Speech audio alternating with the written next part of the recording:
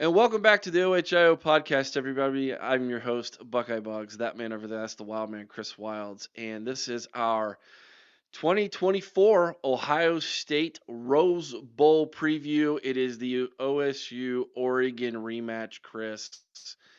I, for one, thought that this would be the third time we would play these guys this season, which looked like was probably going to happen if not for the fact that we lost the game against our rivals and thus giving Penn State the opportunity to go there and thus giving Penn State the opportunity to have a much better seed in this college football playoff than Ohio State has had. That being said, Oregon is looking at this thing going, what the heck? You mean the first team we have to play is Ohio State, who we beat at home by 1 point? Welcome to the college football playoff, Oregon. Yeah, that's your gift for being the number one seed in this tournament, apparently, while Penn State gets to take on Boise State in the second round.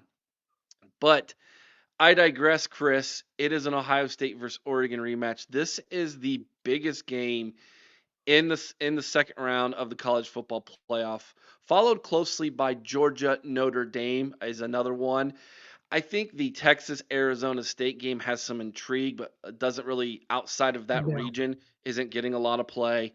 And Penn State Boise State again, a lot of people are kind of poo-pooing that game. So this is the big one. This is the one everybody's eyeballs are on. And of course, here at the OHO podcast, our eyeballs are definitely on this game. So, Chris, let's dive into the preview like we have all season long.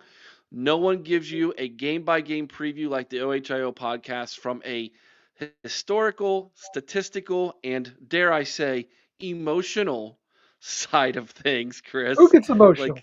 Like, I mean, we are the lunatic fringe, so apparently it's us all the time. So if you ask one Kirk Herbstreit. All right, are you ready? Let's dive into it. Let's go. All right, let's go. So, you said it, Eric. It's the granddaddy of them all. It's the big one. It is the Rose Bowl. It is Wednesday, January the 1st. It's going to be at 5 p.m. on ESECPN. So, who knows what's going to happen there?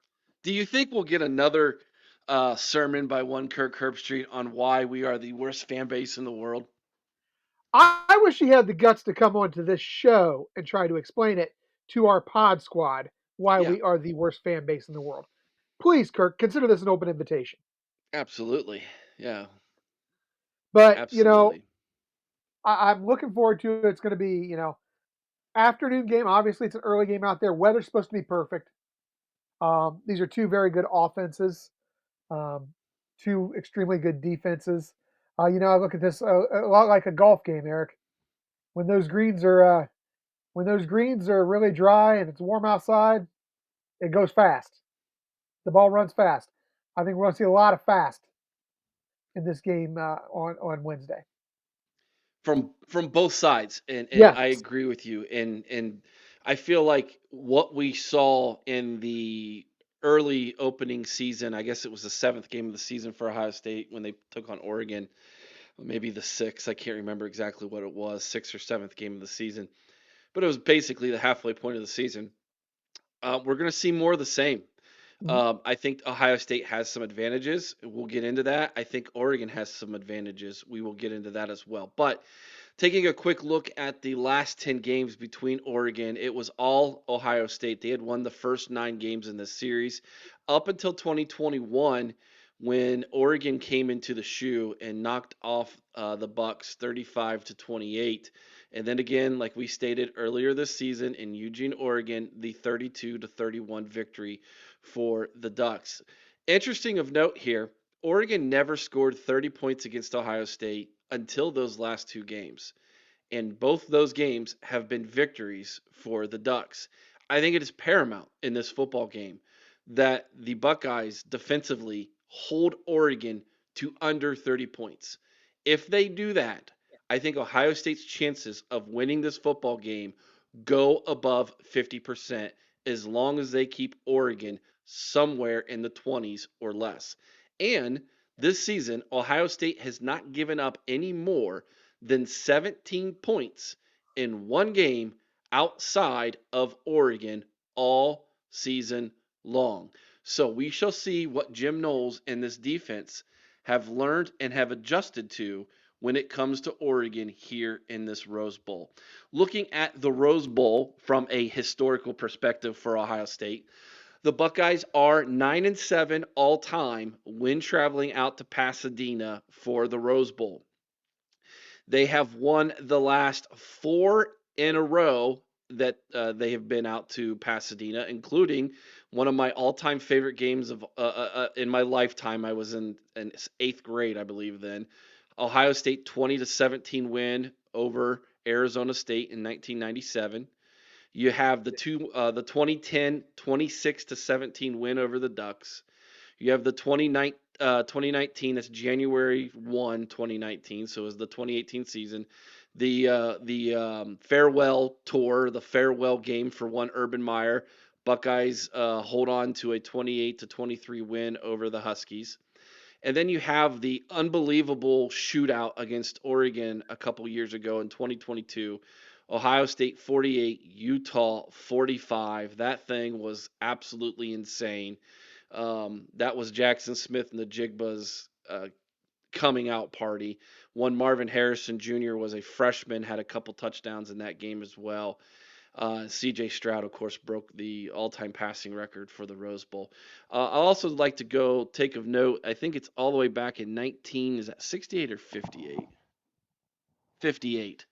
Ohio State 10, Oregon 7. So we've played the Ducks twice in the Rose Bowl. This is game number 3 against them in Pasadena. Looking at this game by the numbers, Chris, Ohio State leads the all-time series now 9-2. Last loss to Oregon again was earlier this season, 32-31. Last meeting in the Rose Bowl was 2010. The Buckeyes won that 26-17. Largest margin of victory for Ohio State came in 1967. That was a 30-0 win. Largest margin of defeat against the Ducks was back in 2021, 35-28. Ohio State's longest win streak over the Ducks is 9. Oregon is currently on their longest win streak over the Buckeyes, which is 2 from 2021 to current. Ryan Day's record against Oregon is 0-2. Dan Lanning's record against the Buckeyes is now 1-0. Here's the tail of the tape, Chris. Yeah, Eric, and I feel like this is very much similar to where we were at with our Tennessee preview, with the slight edge in offense going to the opponent, the edge in defense going to the Buckeyes. If you look at this, we have offensively both these teams scoring right around the same amount of points. Ohio State scoring 36 points a game, 35.9 points per game to Oregon. Rushing, very similar, only about a 3 yards per game difference in rushing, with Oregon having 171.8 a game and Ohio State doing 168.2 a game. Passing, Oregon's throwing the ball a little bit more, 278 yards per game to Ohio State's 259. But overall yards, you're talking about a 22-yard difference in these two teams per game. So we are looking very similar like we were versus Tennessee. Now, Oregon does have a great advantage on third down. If I remember right, we also saw that out of Tennessee, where they had an advantage on third down.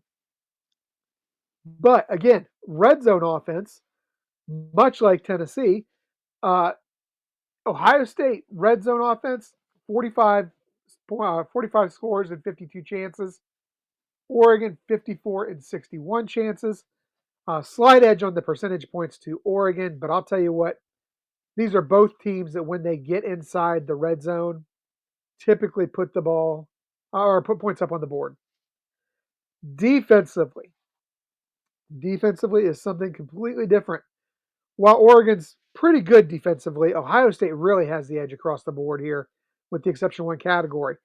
You look at Ohio State; they're only giving up 11.4 yards per game to 11.4 points per points game. per game. Thank you. Yards per game. That'd be impressive, Eric. That would be unbelievable. That'd be record. But 11.4 points per game as opposed to Oregon's 17.8 points per game. Barely allowing over 100 yards per game, only 101.1 yards per game rushing. Oregon's given up about 126.2. Offensively passing, uh, opponents are not real proficient there either, only getting about 141 yards against Ohio State. Oregon giving up a bit more at almost 176 yards a game. Excuse me. Um, total yards per game. Oregon is getting more total yards per game at just over 300 to Ohio State's 242. Um, third down percentage, slight edge to Oregon, who's only allowing teams to convert 33.1% of the opportunities. But Ohio State right in that same range at 33.9. This to me right here is a big difference, Eric. When you get inside the red zone, Ohio State has given up 19 scores on 32 opportunities. When you get in the red zone against Oregon, 40 times, the opponents have scored 34 times. That means basically, if you get in the red zone against Oregon, you are very likely to put points on the board. That is big. Um, and then just another kind of fun defensive stat that I shared with you before the show. Do you realize Ohio State has not given up a defense or a pass passing touchdown on defense since Oregon? I think I this is my guess on why. It was such a embarrassing performance for our cornerbacks and our defensive backs against Oregon the first time we played. They really got challenged in that game, from that game. And I think that they have made an adjustment. Now, I also think the defensive line stepping up has had a major oh, impact on that number as well. absolutely. I mean, defending the receiver 2 seconds versus 4 seconds Eight, is night and day, right? So if you can pressure the quarterback, he's not having. So let's break this down from a schematic side of things, okay? During a passing route, there's anywhere from 2 to 5 different options mhm, that you can look at in that route. Usually you have 2 to 3 receivers, you have a tight end, you have a running running back. back. Okay. So, and depending on what kind of offensive, set you have out there, like I said, there's going to be anywhere from 2 to 3 to 5 options to look at in your progressions as a quarterback. Right. If you're only able to look at your first progression and he is not open, and therefore you as a quarterback, your eyes cannot no longer scan the field because you're feeling that pressure, you're seeing that pressure, you're trying to avoid that pressure, then advantage defensive backfield all day long in that case, which is why I think one of the biggest things about this game is whether or not Ohio State can get pressure from their 4 down linemen. One of the things that we struggled with against Oregon that we have not struggled with against anybody else is getting beat outside. Okay. Ohio State at times has gotten beat in the middle of the field, but any good offensive coordinator will tell you the middle of the field is the danger zone. Yes. Okay. That is where a lot of bad things happen, interceptions, fumbles, you name it, right? Mhm, And so sometimes defensively, you try to filter offenses to come to the middle of the field, which is what Ohio State, has done a very good job of, despite the fact that they're running more of a single high safety look as opposed to a two high safety look. mhm, Two high safety look basically screams we're giving you the middle of the field, where single high means we're not giving you the middle of the field. And Ohio State typically in their single high safety form, defensive stance here, uh, are giving the middle of the field all the time right. because they have tremendous trust in Denzel Burke and Davison Igbinosun to play one-on-one press bump coverage all game long and not get burnt. Well, they got burnt against Oregon and they got burnt over and over and over again. And that was really the game, okay, defensively Yeah. for Ohio State. If if Ohio State can win their one-on-one matchups against these Oregon wide receivers, it's going to be because the defensive line is getting home quicker. If Dylan Gabriel has all day to throw the football, he He'll will pick them pick apart. you apart. He absolutely will. He's got more college games under his belt than any other player in college football history at that position. Well, he's Okay? 41 years old, Eric. You can't give a mature man like that opportunity to beat you. You got to make him uncomfortable, okay? That to me is the single biggest part of this game for Ohio State defensively. Chris, your thoughts? I agree with you 100%. I mean, if they can get pressure with the front four, occasionally mix in a blitz, but primarily get your pressure with your front four. This game is going to go very well for the Buckeyes, no doubt about it. Uh, One other thing that could be a very, um, I guess, a big factor is if you look at the first game, Ohio State was really robbed on a very bad pass interference call, offensive pass interference against against Jeremiah Smith. Jeremiah Smith. Jeremiah Smith. Yeah, yeah. If you go back and you look at what we had against Tennessee, are we going to see that kind of officiating where they're just going to let these kids play? If they do that, It's Igbenog's the, going to be licking his chops. I don't know that it's the same crew, but it's the ACC again. It was the ACC in the first CFP game against Ohio State and Tennessee, and it's the ACC again here in the Rose Bowl. So, um, if we're going to get a similar crew, Where I they're think going to allow them to be physical. It's edge Ohio State it's defense. advantage Ohio State defensively, no doubt about it, because we are a very physical defense. Um, yeah, absolutely, no doubt. Let's flip it to the other side of the ball, okay? I think there's still, even though a lot of people might be a little bit more confident about this game than they were a week ago. I know I am about the offensive line. I thought that if Tennessee was going to beat us, it was going to be because their defensive line was going to dominate the line of scrimmage and our offensive line couldn't do anything about it. Well, very similar to what I just explained on the defensive side for Ohio State, the offensive side for Ohio State is very similar. If you go back and you watch the Tennessee game, on most dropbacks in the passing department, Will Howard was getting rid of the football very quickly, and he was doing so and getting it to his number one target in that route, which happened to be Jeremiah Smith deep a lot, okay? And Tennessee was giving us one-on-one coverage.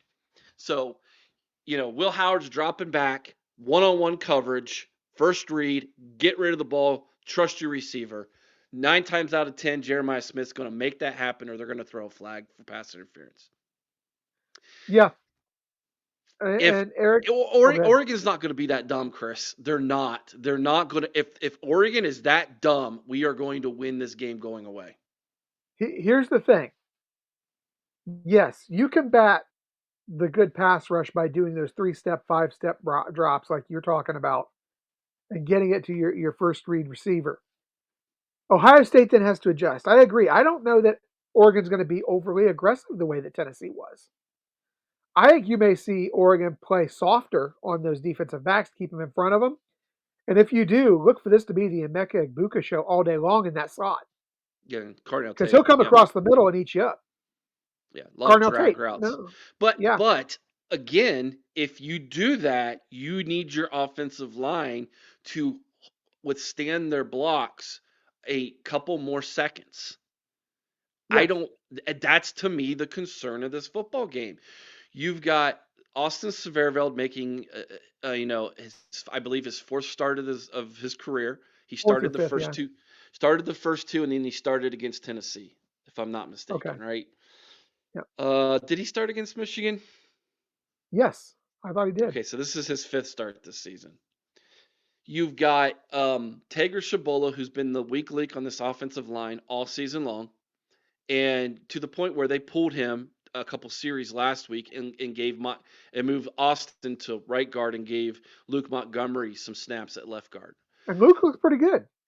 He did, especially in running the football. He's Yes. a road grader. He's a road grader. Now pass protection might be a little bit of a weak link for him right now. And that's kind of scary to think about going up against this pass rush. Oregon boasts Oregon boasts two of the better ends in college football when they're on the field together. And Ohio State did not handle them great the first time we played. Now, only one of them played. See that, and that's Yes. kind of the thing. And I think a lot of Oregon people are hanging their hat on the fact that hey, we weren't full strength and we still beat you. Well, Ohio State wasn't full strength either, and we're yeah, we still not lost Jimmy 100% Simmons back. in the middle of middle of the game, and Well, we as lost you an All have American pointed tackle. and you have pointed out multiple times, yes, that might have changed the whole trajectory of that game, Chris, like you said. But he's not he's not coming back out for this one either. Okay, No, no. so the offensive line and how they hold up in the passing department is going to be crucial.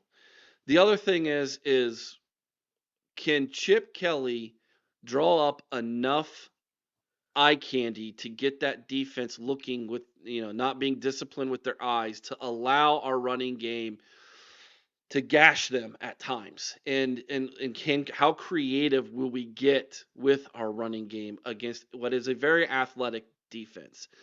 Oregon defensively doesn't scare me, but athletically they can do enough to prevent you from scoring outscoring them, essentially. They're sound. So They're not great, but they're sound. they're disciplined and they're Well, that's yeah. That's incredibly what I'm saying. athletic, but they're just this isn't one of the best defenses in college football we're going up against here. So Tennessee statistically was better than Oregon defensively. Yes. And look what we did against Tennessee. But I think Tennessee had a bad defensive game plan to try to stop Ohio State, and we exploited that. The question is, can we exploit that again? That truly is the question here in this game. Well, yeah, and like you said, it comes down to Chip Kelly. Can he do something different? Because you're going to have to do something different because Dan Lanning is going to be prepared for what he saw last week. Um, I think you do have to. I think you've got to go with continuing to use those running backs as part of the passing game. I think you go with the pass to set up the run. I think you focus on taking what they are giving you. That's a big part of it. And Eric, I'm telling you, at times when this team goes tempo, they look good. I feel like converting first downs and getting into a tempo can push Oregon back on its heels a bit. You talked about their great defensive ends. I'll tell you what, if you gas those guys by not letting them get off the field by running the tempo, then all of a sudden, they become a little less effective because they are great. No mistake about that. They are a great pair of defensive ends. So, Yeah. Um, I'm looking up the box score from the first time we played here real fast because I wanted to point something out.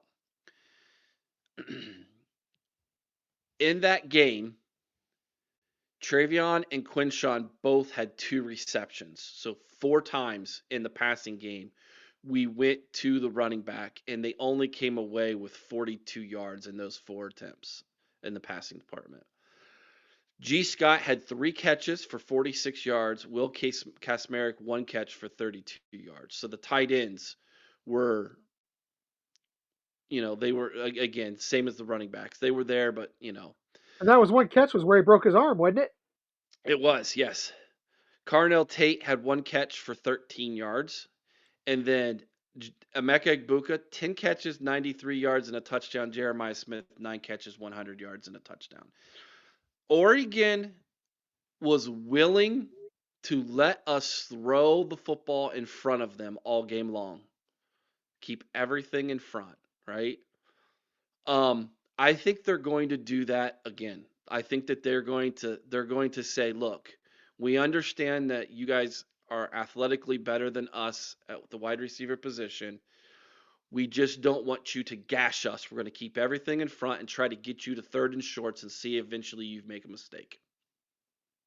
And that's a good plan for Oregon, but I think that benefits Ohio State if they do it again. How I really so? do, because I think we are becoming more. Even though the running backs did have some catches, I think over this Tennessee game we saw them really expand that role. I think we saw that there was more confidence in those running backs, and I really feel like you're going to see them take advantage of that. I think you'll see them Ohio State take advantage better than they did. And honestly, I think Will Howard at the end of the season, minus that debacle we had against that team up north, where he may or may not have been seeing three of everybody on the field. I think that he has been a better quarterback as the season has progressed. I think there's a chemistry there that he's built. I feel like if they know what you're going to give them, Will Howard is a smart enough guy to take it. And I really feel like if they come out using the same strategy they used the first time, what's the one thing that we have both always given Ryan Day for credit for? If if he plays a team, the next time he comes out, he tends to play them better. Which leads me And if they to come my out with that same strategy, I think Ohio State is going to own it. next point that I want to bring up before we take a commercial break and we bring on Adam from the Quack 12 podcast as our special guest for this preview. There is an advantage on this coaching staff, and I'm going to be really interested to see how this plays out. Both Chip Kelly and Ryan Day have coached in the NFL for multiple seasons. Mm-hmm. In the NFL, you play your division opponents twice, meaning Mm-hmm. the second time you play them, you better have wrinkles based off of what you did the first time, or you're going to get owned the second time around. Now, I can hear the arguments already. Well, Eric, the NFL is all about matchups, and I agree. It absolutely is. And taking advantage of those matchups is something that Ryan Day has been very, very good at as an offensive play caller in his time at Ohio State. Seeing a matchup, exploiting it, knowing how to do that in the passing department. What he struggled with is doing that in the rushing department. And Enter Chip outside of Kelly. outside of what we saw against Michigan, Ohio State's done that this season in the rushing department. Look, I'm not going to sit here and sugarcoat and lie to you and try to tell you that this is the greatest offensive line in Ohio State history. It is Not not. even close. It is not, okay? No. This is not a championship level offensive line. It is not. But it could be But schemed to be. but we have championship level pieces all around this offense, okay? And given the ability of Chip Kelly to try to exploit defenses in the running department with different schemes. This is going to be incredibly interesting the second time around how he utilizes Travion and Quinshawn. Again, the first time we played them, Travion 10 carries, 87 yards, 8.7 yards per carry. Quinshawn 11 carries, only 23 yards. 2.1 yards per carry. He did have a tutty. Will Howard, 9 rushes, 13 yards, and a touchdown. Emeka Egbuka was used twice, 2 carries for 20 yards. I think you're going to see some wrinkles off of the running game that we haven't seen before. Don't be surprised if you see both Travion and Quinshawn in the backfield together multiple times to try to get them looking at Travion as more of a decoy and trying to get Quinshawn in positions where it's him one on one against a linebacker, because Quinshawn typically will drag that guy a couple extra yards if he doesn't break the tackle, right? So that's going to be incredibly important. If Quinshawn can have a better game this time around, and Travion has his normal 10 carries, 80 plus yards, and a touchdown type of game, and they're utilized in the passing department, Ohio State's going to score a lot of points in this football game. And I'll tell you something else that I think could be a major factor. Um, and you'll notice it if you go back to the Oregon game. You'll notice it if you go back and review the Michigan game. Um, Something was missing in a lot of Ohio State's victories this year, including the victory over Tennessee, that was there during the Michigan game and versus the first Oregon game. Do you know what that is, Eric? Ryan I Day can. was carrying Ryan Day was carrying something Oh, in the those two play sheet. losses. Ryan Day was carrying the play sheet the whole time. Ryan Day needs to settle back and let the guys he brought in to run it. Because we saw Chip put together, I thought, a tremendous game plan versus Tennessee. I feel like if Ryan Day focuses on what Ryan Day needs to focus on and lets the offensive and defensive coordinators run the show like they did versus Tennessee, this team has a legitimate shot. I agree. I agree with you. This is going to be an incredibly entertaining game. I I absolutely. agree. I don't think Ohio State's going to blow out Oregon like they did Tennessee. If they do, oh Nelly, like If they do, and I'm Texas, I'm just retiring now. I Just mean, I can can they? I mean, anything's possible, right? But I don't anticipate that being the case. I I think don't either, but I think you know, Oregon is the or I personally believe Ohio State and Oregon are the best two teams in college football right now. And that whoever wins this game has a leg up to win a national championship. I've said it multiple times, I'll say it again.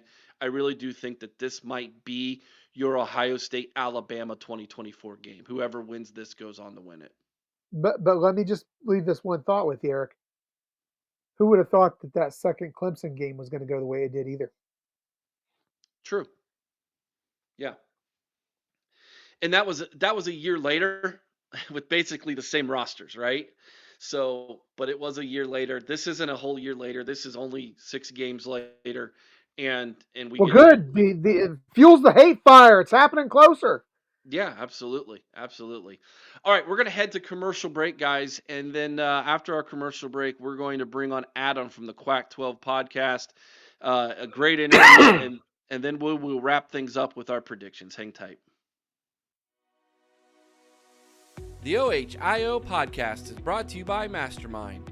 Mastermind specializes in 360-degree high-definition mobile video mapping, GIS integration, and traffic safety studies. Mastermind cares about traffic safety and keeping you safe on the roadway. Visit Mastermind at onlinemastermind.com. And welcome back to the OHIO podcast, everybody. As you can see, I am joined by my favorite Oregon fan on planet Earth. That'd be Adam. He's the coolest dude out on the West Coast. Oh man. And I don't know too many people out on the West Coast, Adam. There you go. Yeah. Don't feel too good about that. Now it's making sense. Well, like we were chatting before we hit the record button here. This was to be expected. Mm-hmm. You, us, Oregon fans, Ohio State fans, we all expected to be here in this situation. Obviously, Ohio State fans would like the roles to be reversed. We would like to have won the Big Ten and be ranked number one, and et cetera. But nonetheless, here we are, and to make things so poetic, Mm-hmm. we're playing in the Rose Bowl. Like it's just, I know, right? It's perfect. It's perfect. Things stay the same, apparently. Right? Yeah. The more they change, the more they stay the same. Exactly. So I have a list of questions, Adam. We're not going to dive into the weeds with your roster. We've been down that road already. We went out to Eugene, 32-31. Let's start there. That game, I haven't talked to you since that game. I've listened to your guys' show a couple times since then. That game was really good game. I mean, I think it's the game of the year so far. Mm-hmm. If you just look at the series of games we've seen, there's been some overtime games that are a little bit wonky, but that one, you had an Oregon team and Ohio State team who offensively that day in Eugene were clicking on all cylinders, and was a fun game to watch. Your reaction to that game and the Oregon fan base's reaction was as big of a moment as you all anticipated it being. Absolutely. I mean, obviously we were concerned with like Jordan Birch not being there, just because we would need everything we had to beat Ohio State. It only happened one time before in our history, and I've brought this up before. You can really measure, like Oregon uses Ohio State specifically to measure themselves as a program. 9 times in a row, the first 9 times we played, Ohio State got the better of us, and some of those in big fashions, and some they'd be like in huge games. Obviously, a number of Oregon's biggest games they've ever played have been against Ohio State. So even going into this Rose Bowl game, it still feels like Really. we may be number one, we may be undefeated, we maybe beat you last time. But I mean, and Vegas would agree with this, that we still feel like the underdogs. There's still that mentality of like Ohio State is such a storied program. And so that game was obviously huge, especially for it to be in Autzen, for it to be not like two opponents that felt evenly matched and clearly were on the field, as opposed to every other time we've played you, we have been underdogs. Even in our best teams ever, it's still been like maybe not that national championship game because it was like, oh, they're on a third string QB, we got this. That proved wrong there, but that game was a huge moment for Duck fandom. And this next one will obviously, in the long run, determine how much we remember that first game. Because if we Yeah. lose this one, it'll kind of, I mean, it won't ruin that moment, but it'll mean a little bit less. Yeah. It was absolutely huge. Talk of the town. Um, I think set the success for the season ahead because I'm sure it just boosted everyone's confidence. Proved that Dan Landing is an absolute madman. And that whole game was one play, one direction or the other. If it broke, it could have been either way. I mean, it came down to the final seconds, came Hmm. down to some trickery. Like it was crazy. Yeah, and hats off to Dan Lanning on seeing a rule, taking advantage of that rule that I know. befuddled a lot of Ohio State fans and upset others. Yeah. But game has to recognize game in that aspect of things. Like, well done. I love it. Um, Yeah. I mean, it'd be one thing if it was, a player faking an injury to get a timeout. That's like feels dirty to me, which we have done in the past and have had done against us. But mhm. this felt more truly, it's amazing that they were able to pull that out at the perfect moment. It clearly shows great preparation to have that on the back burner. Well, yeah, it shows that mentally Hmm. he is so mentally invested into the art of coaching that Yeah. he would have this random rule be like, I can exploit that one day down the road, and Yeah. then at that moment comes up. Yeah, so hats off to him in that. Um, Rose Bowl. This will be game number 3 between the Bucks and Ducks in the Rose Bowl. Hmm. So very similar to what you said. Ohio State's won the first two times we've played in Pasadena. Um, this one, does this feel a little bit kind of like home away from home for you guys? You have the Absolutely. experience. Yeah, like I feel like just gauging the pulse of the fan base from the Ducks fans who I follow on Twitter or Mhm. those who show up in my mentions anyways, Mhm. that this feels very much like you guys feel like this is Eugene, Oregon 2.0. Yeah, absolutely. I mean, especially once we got the monkey off our back, if there had been like such a long, like 100-year stretch of us not winning the Rose Bowl. I believe it was that one against Wisconsin. Chip Kelly was our head coach. And Russell Wilson, Wisconsin led team. We finally won that Rose Bowl, and ever since then, there's just been great memories attached to the Rose Bowl. I mean, sure, there's been losses too, but it feels like, especially with the dawning of like Oregon becoming the top tier football program or just outside of that, starting like 2010-ish, a little before then.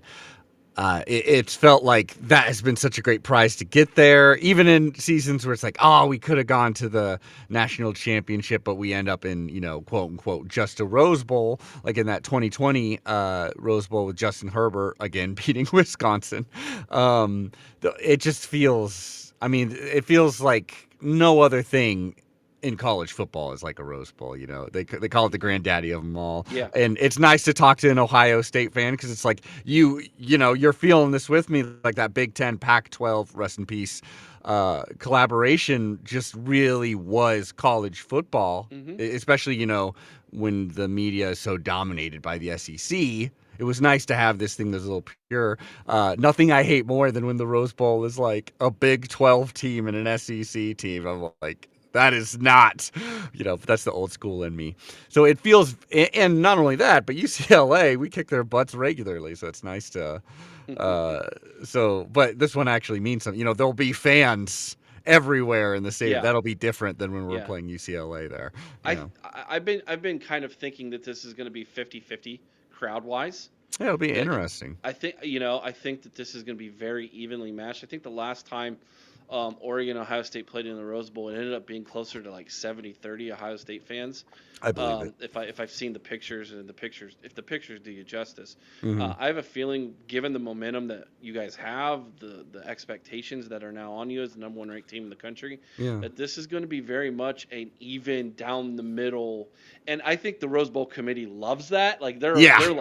I think they're jacked to have Yeah. Oregon and Ohio State there. Like this I is. think we got a little bit of a head start too, obviously with the buying of tickets. I imagine Mhm. some Ohio State fans were like, "I'm gonna wait at least to see if we Well, win the there's first." so I know you guys are crazy though. I know you yeah, oh guys yeah. are crazy. Yeah. Well, if you watched the last game in the Hmm. CFP against Tennessee, there was 35% Tennessee fans in our stadium. Yeah, A lot of fans sold their tickets and bought Rose Bowl tickets. nice. That's a good move. So there's a That's a good little move. bit of this kind of like hedging our bets type of thing Hmm. going on with some fans who are like, anyways, it's going to be a classic. It's going to feel right. Now, let's dive into a little bit about where you are currently.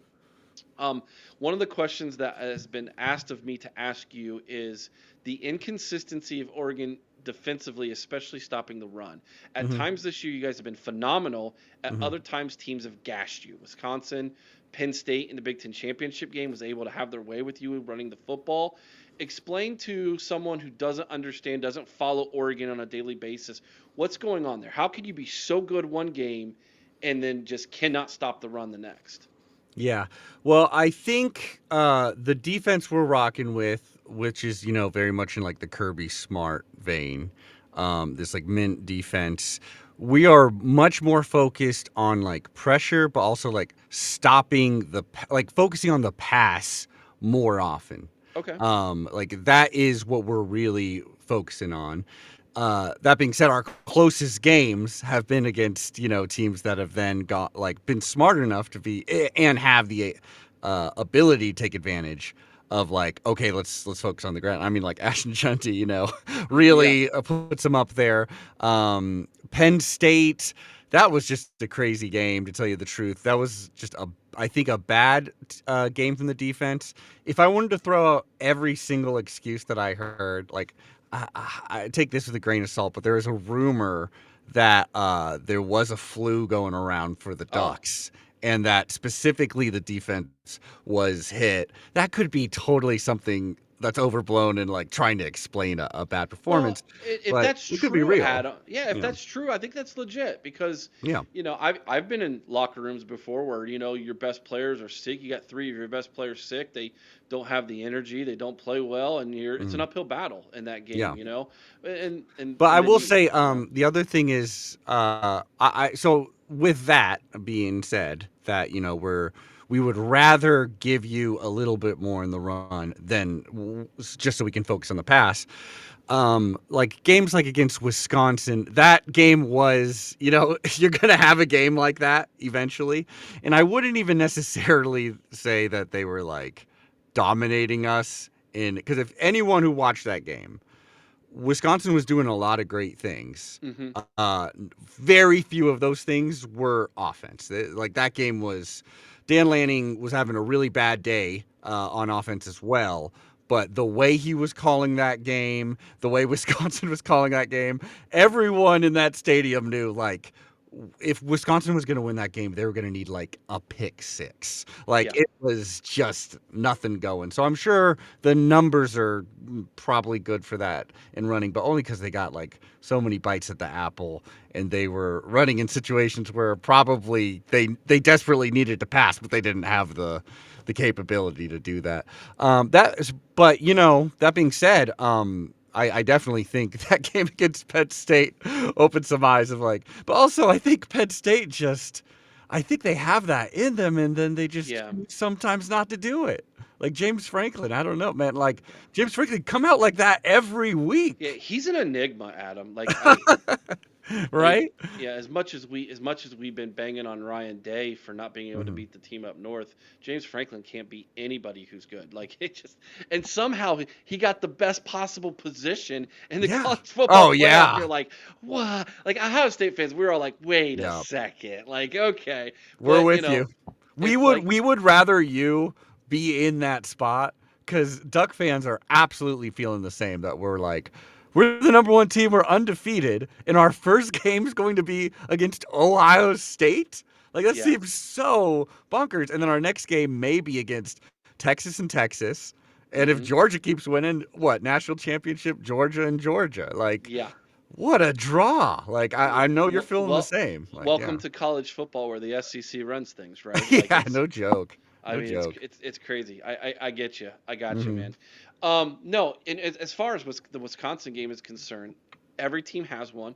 Ohio State had theirs against Nebraska, where it's like, Exactly. what are we like? Why are we playing with our food here? You know what I Mhm. mean? We're a better roster. We have a better coaching staff, and yet somehow it's a nail biter down at the end of the fourth quarter. Every good team has a game like that on their way to a championship. So, you know, it's kind of unfair to maybe to bring up the Wisconsin game in the same vein as we will like Penn State, where the marble, you're playing for the marbles, the gold's on the line, and and Penn State's offensive line is able to move the football on you in the running department. Yeah. But I digress. Offensively, you're still the Ducks, and they still score enough points to win every game this year. Yeah, so far. However, however, it is well known Ohio State's worst defensive game was in Eugene, Oregon, by far, Mhm. by far. Are you, as an Oregon fan, confident you can have that repeat performance again? That you can do that again, score in the 30s against a defense that hasn't let anybody else score more than 17 points in any other game this year? Like, am I like 100% confident that we'll hit 30 points? No, because you never know, especially with teams like having it's the second time around. I think that's a little overblown, but it is the second time. Like, you got new plans, but I do feel confident. Like, I think this is going to be a close game. And obviously, a bit of fandom for me is just like, hey, this is the best shot we've had at a natty in a really long time.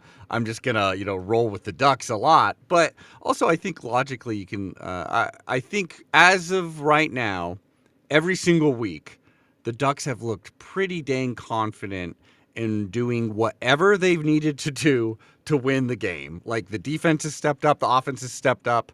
They've gone against like strengths of other teams, exploited weaknesses. Like, so I'm feeling very confident that if it takes 35 points to win, then I think the Ducks have a very likely. I think they'll do it. If it takes 28 points, because I do think our defense will really show up in this one too. Okay. I think it's possible it won't take 30 points to win the Okay, game. perfect. Let's let's Yeah. let's bounce off that because that was kind of where I wanted to go with my next question because Hmm. the likelihood of Ohio State scoring 30 some points again probably not the same. You mentioned you had one of your better players on the defensive line not playing the first time around. He will be here the second time around. Where has Oregon defensively improved since the first time we've played? I think they've honestly.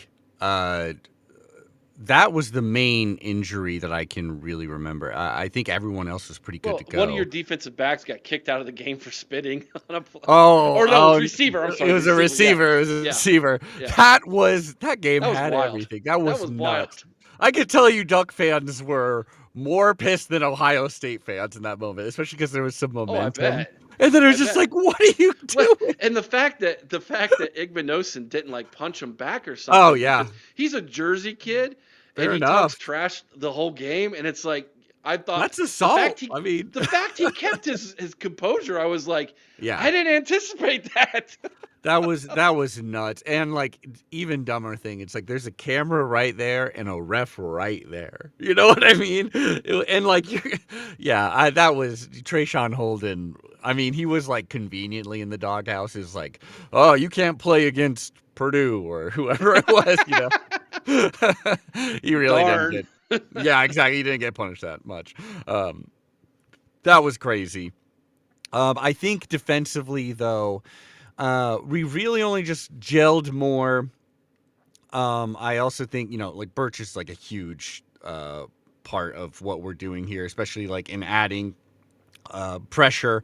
But uh, I got to say, like Mateo Uyunglele has really stepped up too. He's a young guy, and that time with Birch not out, with Birch not able to play, and just the fact that he's just getting better and better. Like physically, he's always been there. He's been spectacular. I mean, he had the game-winning interception, if I do remember, against Wisconsin. Um, he's been amazing. It's more like the combination of them together. Uh, but defensively, I think this is what it's all going to come down to. Is in my opinion, and again, I'm being a little biased here because I'm wearing a duck shirt and a little duck cave here. Uh, I think if like both teams bring their A+ game, I'm gonna go with the Ducks mainly because I think there's some advantage there. Like I like the Ducks' offensive line more than Ohio State's offensive line. It probably kind of all comes down to that. But Fair enough. Fair if enough on that. Yeah. either team, like if either team brings like a B game or something like that, I think the other one's gonna have it because I genuinely think this is just gonna be come down to a couple of moments that'll really flip the momentum of the game, flip everything.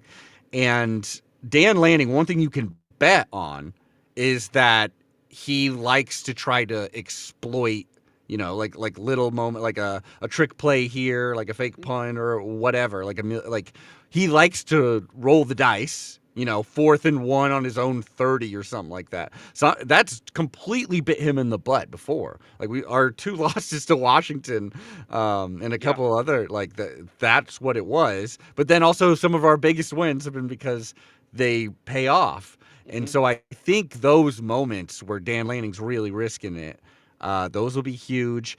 And then like I think both offenses are probably looking to do the same thing, as in like protect our QB and just go for the huge plays because your wide receivers, you got the best receiving core in the country, and it's obvious like when it's fully utilized, it's like, okay, how do you stop Ohio State? You know, and last time we played, I think we did a pretty good job, but the threat was always there. And I think if you come in with the mentality of like, these are the guys we're getting the ball to, kind of, which was seemingly what you did against Tennessee. Like that Right. game was not competitive real quick. Um, yeah, I think that'll be the for both. It's just like who can get to the QB, who's going to get to the QB more, who's going to have more time to utilize. In your case, these amazing like downfield threats. In our case, like Tez Johnson is just seemingly always open. We're gonna march down the field. We don't need the deep pass, but I think if we didn't have that deep pass in the first game when we played, then we don't win that game. Yeah. So like that has to be on the table for us. I think Yeah. for both of our teams. Yeah. That was Denzel Burke's worst moment in life. Yeah. Like that Yeah. he's been starting since he was a freshman Hmm. and has outside of some moments as a sophomore has been relatively our best cornerback for 4 years. And that was by far his worst game he ever played. I mean, it wasn't Yeah. even close. And to the point where it was like get him off the field now. Like what is happening? He's not in the right place mentally. He's getting burnt every play. That Hmm. absolutely can't happen again. But that's what I kind of like about Dan Lanning You talk about him being a little bit of a riverboat gambler. And when you're a riverboat gambler, you either lose the house or Yeah. you win big, man. Yeah. And so I kind of like that about him going into this game. Like I feel like Ryan Day has a tendency to kind of pucker and become a little bit too conservative in big moments. Although against Tennessee, we saw Mhm. a completely different Ryan Day. Now, some might argue because Ryan Day wasn't calling the plays against Tennessee and he was staying away from this and allowing Chip to Mhm. be Chip, that it was a Yeah. little bit more like, hey, let's exploit what Tennessee doesn't have that we do. Mhm. And it Some could argue worked. Tennessee stinks. That is a Well, real possibility. Their schedule was yeah, soft. Yeah. yeah, and I mean, we're gonna toot each other's horn here. Yeah. Tennessee beat Alabama, and Mhm. everybody's crying that Alabama should have been in the playoff. Dude, you lost to two 6-6 teams, including Oklahoma, who just Exactly. got beat by Navy. Yeah. Like, give me a break. Like, okay, It's clear. Yeah. so is the SEC really the power conference that everybody claims it to be? I don't think so this year. No. I don't think so. We'll see if Georgia can Yeah, make it to the maybe Notre not. Dame might dog walk them. Yeah. I put Notre money Dame's honestly, legit, I dude. like Penn State too. I honestly like Penn State to maybe make it all the way, which seems crazy. But just That the is way crazy. things line up, like Yeah. I know that relies on you counting on James Franklin to show up Which in is big which games. talk about gambling. I would not take Yeah. that bet, okay? Maybe I'm that's just me saying. just being too new to the Big Ten, but I'm like, there's no Yeah. reason why they shouldn't. Yeah, I don't know. All right. So being new to the Big Ten, first year in the Big Ten, having won the Big Ten, your first year in the Big Ten. By the way, congratulations to you on Crazy. that. Your first year, you're in the conference. What do you take away, man? Do you guys like it? Like there's a part of me that will always miss the Pac-12 Sure. proper because you literally grow up with something like that.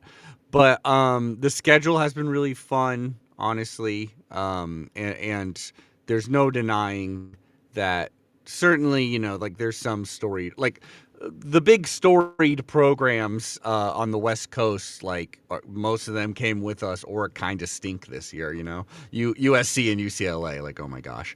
And then the other ones that, I miss playing, like Stanford and Cal, they, regularly don't put out much great football. Oregon State, we're still playing now, but is still not doing great. Wazoo, I may not even miss. I like him as a team, but like going to Pullman was freaking crazy and stuff like that. So I've enjoyed the change up. The Big Ten, I mean, like it's just like such storied college football. Definitely a lot more people that genuinely care about college football than the West Coast. I think that's fine to say. Not in every city, but like if you go to LA, the Trojans and the Bruins are like not even number 3 and 4 favorite LA team there. Yeah. Like even though like obviously they have more national championships than us, it's just like it's not like Ohio State fans who are in great and terrible ways insane. Nebraska fans insane. Even Michigan fans uptight and pretentious. Insane about football, and I'll tell you this. I was seeing. I think I saw this on your YouTube. It was just like the title of it. I I'm not a Kirk Herbstreit fan. He annoys me. And him for all the rest of the tenant, like choosing to be like, okay, Tennessee, Ohio State, here's a big game, big moment for Ohio State, huge moment for Ryan Day, like, pretty cool thing going on here. He takes 10 minutes to talk about Ohio State fans, you should be nice to Ryan Day. He's a millionaire, but he has feelings too. It's like, no, this is college football. Like, if you want to run him out on the rails, like go ahead. Like, come on. Like, and it's justified. Like, I think it wouldn't be smart to fire Ryan Day.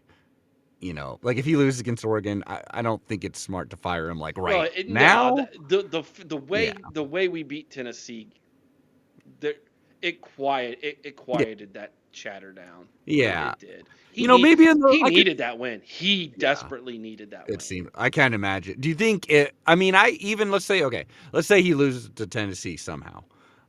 Even then, I would No, be furious. I'd be like, his seats should be hot, but like wait a season at Yeah, least, because right? if you his buyout was is still. I mean, not that it's Jimbo Fisher levels, but Yeah, his buyout was, a pretty hefty chunk. All yeah. the other coaches plus a buyout, if you go get a coach who has a buyout, roughly anywhere between 60 to 80 million dollars at Yeah. this point. And who are you gonna get right now? And Yeah, I yeah. mean, there's all the rumors, that Mike Vrabel is available, Mm, former Buckeye, NFL coach, Tennessee Titans. But yeah. Mike Vrabel's an NFL guy, and he's come out on multiple occasions and talked about how much he hated recruiting when he was at Ohio State and now you're going to all of a sudden be the head coach. Like, Yeah. that's probably not smart. So, And your floor with Ryan Day is still insanely yeah, it's high. still really high. It's It's like just so many football programs would be like, that's our best season we've ever had is to have one of Ryan Day's right. floors. So, but when you lose 4 straight years to the team that literally is your yin to your yang, I like get it. it's real. It is real, and it's what that passion from both those fan bases who hate each other so much Yeah. is what fuels the fact that we have literally 100 podcasts available for you listening No pleasure, joke. right? So, If we so would have lost to Washington this year, if our brain fart moment was to this Washington team this year, which would really mirror Michigan, yeah, then like obviously it'd be insane to say fire Dan Lanning. But there would be just a fire in the yeah, back of every tuck where it's just like, I can't believe we've lost to the Huskies yeah. 3 years in a row. Now take that and then do it a fourth year, and that's Yeah. where we're at, right? Yeah, exactly. Right. Especially with a team with a roster that Yeah. we have that you're building, like Hmm. your roster's really good now, but your roster in a couple years is going to be the best in college football, hands Yeah. down, no Hmm. exceptions. Like, Hmm. the way you guys are recruiting, the way you're hitting the portal, Oregon is here to stay. They're not going nowhere. It's nuts. And the championship in the Big Ten and maybe college football in the next couple years goes through Eugene, Oregon. That's not hyperbole. That's not me trying to pump you up or set you up for a downfall.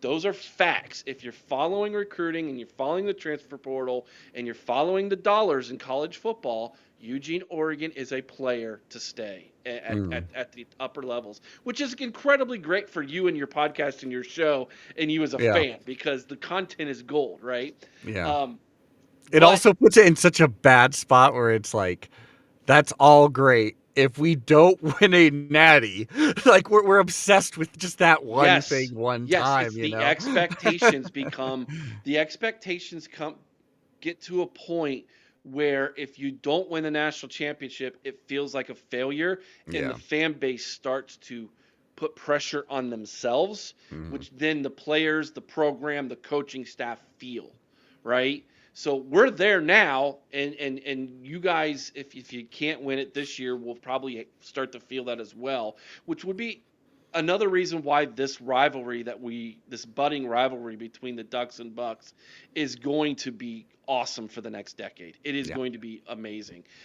But what makes a rivalry is when both teams can win, and that's what we have in this situation. So it's time to put you on the spot, Adam. Give me a score prediction, man.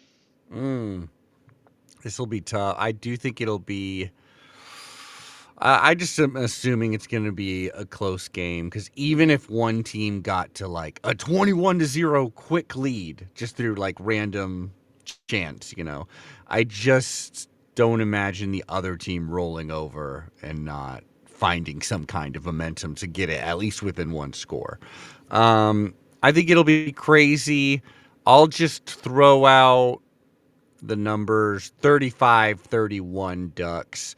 My main confidence is I really like our O line. Our D line's only getting better. I do think that Ohio State will get theirs. But Dylan Gabriel has only been like absolutely Heisman level in the big games. In the really, really big games that have mattered, he's been near flawless. I think that'll be what it'll take to beat Ohio State. We didn't have any like turnovers against you the first time. I think it'll be like something like that, and just regularly being efficient with your drives. But I have no reason to believe Dylan Gabriel won't be, and that uh, we won't be able to just kind of march down the field enough to make everything function.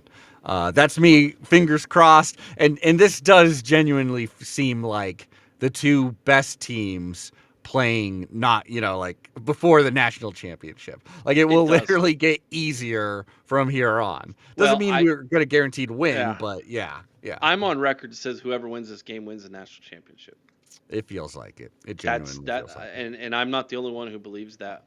Hmm. I know a lot of Ohio State fans believe that way. I know Oregon fans believe that way, and I know that there's a lot of people in the national media who are starting to say that as well. Yeah. This one might be the actual natty, and it's in the granddaddy of them all in Pasadena, California. Adam, thank you so much for joining us, man. Tell everybody where they can find the Quack 12 podcast. You can find it any podcast app that you got whatsoever. We should be on there, including Spotify and all that. Uh, you can also go to quack12podcast.com. We're on Twitter. We're probably going to be on some other social media stuff, but right now we mainly just do Twitter for now. And yeah, anywhere there, we're going 24/7 basically. So yeah. Give them a follow, give them a listen, guys. If you're an Oregon fan, make sure you check out their show. It is wild, it is fun, it's an experience, like I would say. Nice, yeah. It is a We bring lot the of fun. West Coast chill attitude, I would say, to it. Absolutely, it's the Yeah. most laid back Big Ten podcast out there. I'll tell you that Yeah. much, man. The Adam, Bill thank you Walton so of much, brother. podcast, yeah. Yeah, Hey, it's the Bill Walton of the Big Ten podcast. There that's you what we go. go for, yeah. Love talking to you, Eric. Talk to you soon. All right. And thank you to Adam from the Quack 12 podcast for joining us for that great interview. Another college huddle member. Again, we can't stress it enough. Head on over to thecollegehuddle.com. You will find our podcast there along with 75 other ones from coast to coast, man. We've got over half of the college programs covered here in Division One college football, and we have a blast doing it. So appreciate having him with us here to preview the Rose Bowl. All right, Chris, it's prediction time. So Adam gave us a score of 35 to 31 Oregon. I'm prepared to give you my score and why. I will start with my score and why, and then I will let you wrap it up here. I'm going to say Ohio State evens the score. I think Ohio State gets the win here. And I'm not saying that just because I'm a homer. I really do believe Ohio State has a slight advantage in this football game. And I think it is the fact that schematically they are going to be in a better position to exploit Oregon. And I think defensively, I just do not see Ohio State having a repeat blunder defensively like they did in Eugene, Oregon. I'll be shocked if the Ducks can score in the 30s. I do think they get to the 20s, but I don't think that's enough to beat Ohio State. I have Ohio State getting 4 scores, and I have Ohio State scoring 4 touchdowns. I don't think they're going to even attempt field goals here. If it's fourth and short, you're going for it. Why even put yourself in that position, right? 28-24 is my score. Ohio State wins by 4 in the Rose Bowl. I'm a little more confident, Eric. And that may be surprising for a lot of people to hear out of me, but I'm a little more confident. I think this defense is going to lock them down. I think that this is a defense that is angry after what happened last time in Oregon. Um, I think this is a defense that's playing very hungry right now. I think they're playing at a whole nother level. I think that offensively, Ohio State is going to play smart football. I feel like Chip Kelly is going to scheme a very good game. I feel like Ryan Day is going to stay in his lane and let Chip do his job. And I think that this team, is going to see 31 points again. I've got Ohio State 31-21, and I do have them kicking a field goal at one point, Eric.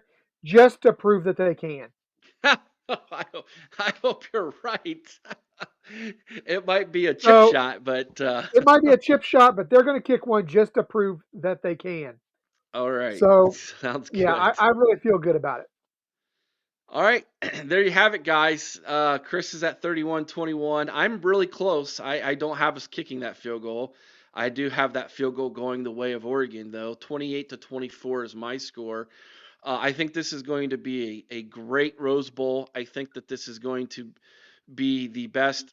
I think this is going to be the best game out of the series of four that we get. I think that there's a lot of potential for a couple blowouts, a la Texas and Penn State.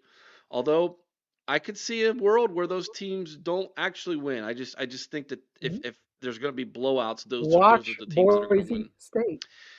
I think Boise State If could they can sneak play up and keep beat Penn away from State. Penn State and they can get off the field defensively, I mean James Franklin at some point in this college football playoff is going to James Franklin. He's going to James Franklin himself at some And, point. and Boise State has a pretty good run game that can control the ball and Oh, control the clock. they do. They have a great running back. I think they have the Heisman Yeah. Trophy. Should have been the Heisman Trophy winner. I mean, in my opinion, on their roster. Yeah. I mean, I don't know if you watched that BYU Colorado game yesterday, but It wasn't Hunter what it ain't should. it. Yeah. No, No. sorry. Um, and then I do think Notre Dame has what it takes to beat Georgia in an ugly game. I think that is an ugly, like 17-14, 13-10 type of defensive struggle and key and just whose line of scrimmage can win, whose offensive line can win. I do think Notre Dame has the ability to beat Georgia. We're looking Notre at a Dame has a possible. good offensive line, And what's crazy is they've suffered a ton of injuries on that offensive line. and You it's want to talk still about good. offensive line depth? That's what they've got in South Bend, Indiana. There's no doubt about it. But, anyways, those are our predictions. We hope you guys have enjoyed it. Hopefully, this is not our last preview of the season, Chris. Hopefully, we'll be doing this again here very shortly as Ohio State marches through the first ever 12-team playoff. That's the hope. Let me tell you how good I feel, Eric. This is how good I'm feeling right now. I've already got my first call-in show planned, and the topic is going to be this: did Ohio State win the national title because of Ryan Day or in spite of him? Oh, okay. Interesting. That is an interesting topic. Well, that's a lot of confidence coming from the wild man right there. He's not the wild man for nothing, man. He swings the pendulum from one extreme to the other here at the OHIO podcast. That is for sure, everybody. Like, share, subscribe. It really does help the channel. If you're listening to this on any of the listening platforms, please give us a 5-star review. It really does help the channel. Don't forget, if you're listening this via the Scarlet and Game website, thank you so much for checking us out. Head on over to scarletandgame.com. Check out all the great preview articles that are being written by the staff over there as you prepare for the Rose Bowl. And don't forget to go check out our own website, theohiopodcast.com, where Chris and I have been writing some articles and previewing the Rose Bowl as well over there, guys. You know the drill. Until next time, be kind to one another. I owe someone's OH. Sing Carmen High with all your heart. Chris, you know what to do. OH. I